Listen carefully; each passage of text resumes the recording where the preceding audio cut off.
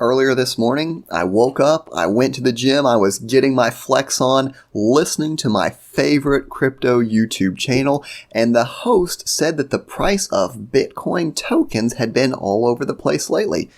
If you don't know what's wrong with that sentence, then you might want to stick around to the end of this video because I am going to be explaining the difference between cryptocurrency tokens and coins.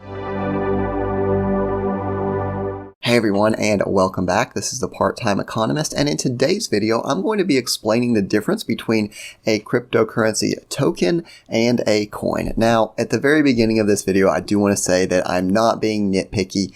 In reality, I don't care. I don't think most people care if you call something a token or a coin. No one is going to make you feel bad. However, there still is a difference, and while I was on the topic, I thought it would be good to make a video about it, just to explain it for those people that are interested in the nuances and difference between the two types of digital assets. So first off, both coins and tokens are a form of digital asset, but the way that they're implemented is different. So a coin represents the native asset of a blockchain. By contrast, a token is a unit of value built upon an existing chain and is dependent on the underlying chain for functionality. So in my mind, I like to think of the chain, the blockchain itself, the Bitcoin blockchain, the Ethereum blockchain, the Bitcoin Cash blockchain, the Binance Smart Chain.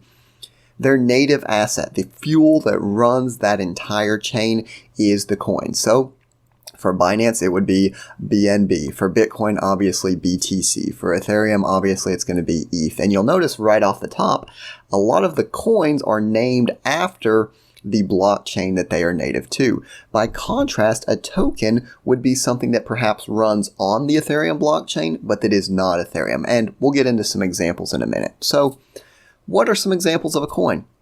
As we were talking about earlier, Ethereum is its own blockchain. So if we think of Ethereum, it is a blockchain.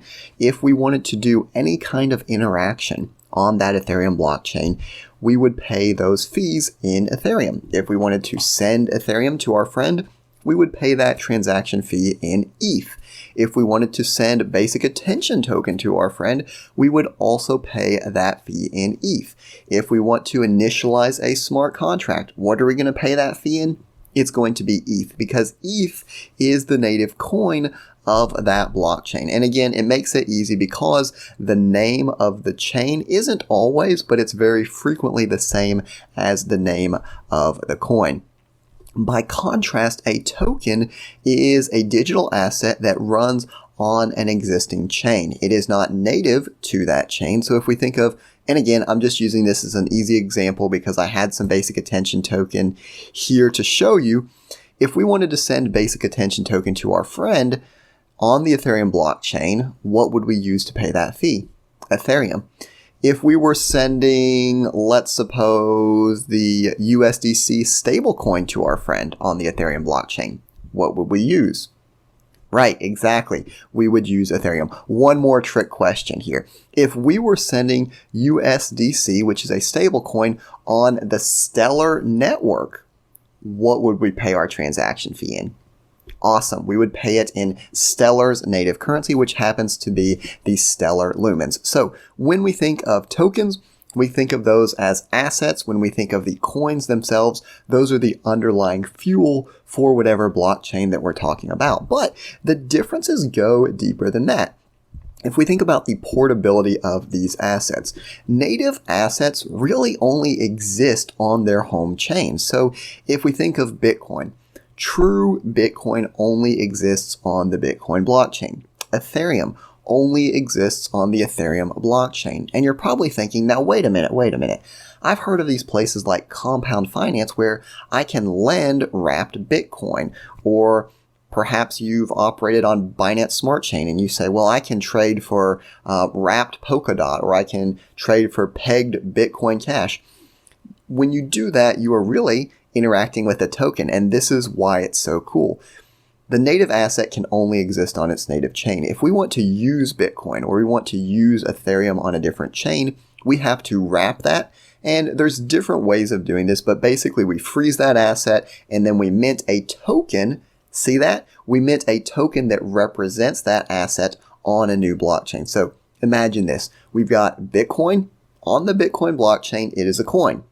And we say, you know what, we want to send Bitcoin to someone that only uses Ethereum. So what we do is we lock that Bitcoin into some kind of a contract or a vault, some kind of custodial solution.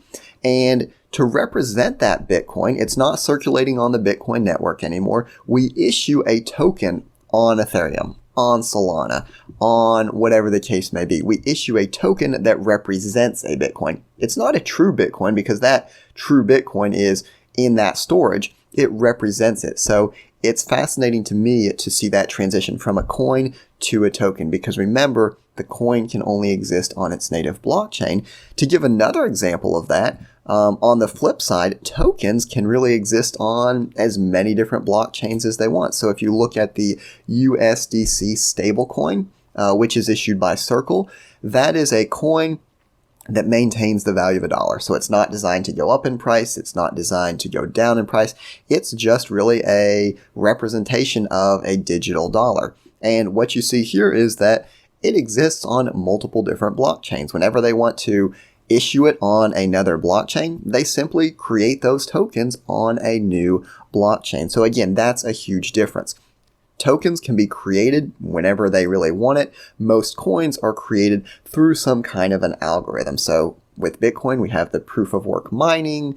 For example, with some of the other chains, we have proof of stake, but the creation process for tokens is typically a little bit more permissive. It's a little bit more subject to user control. They can do more with it, whereas the issuance of coins is subject to the ground rules of that underlying blockchain, whether it's proof of work, proof of stake, whatever the case may be.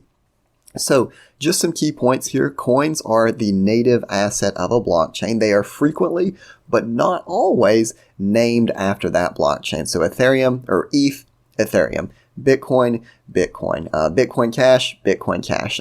Obviously, a huge exception there being Cardano and ADA, right? Or Stellar blockchain with the Lumens cryptocurrency. So a little bit of a difference. And then tokens can really be thought of as a guest. They exist on a blockchain. They can be used on that blockchain, but they rely on the underlying blockchain to process them, to move them around, to do all of those different things. So like I said, obviously not a nitpicky person. I don't think anyone in cryptocurrency is ever going to make fun of someone for calling a coin a token or a token a coin, but there are some differences, and I realize that some people have those legitimate questions. What is the difference? Why don't we just call everything a coin? So I do hope this video cleared some of that up. I do appreciate you watching, and I'll see you next time.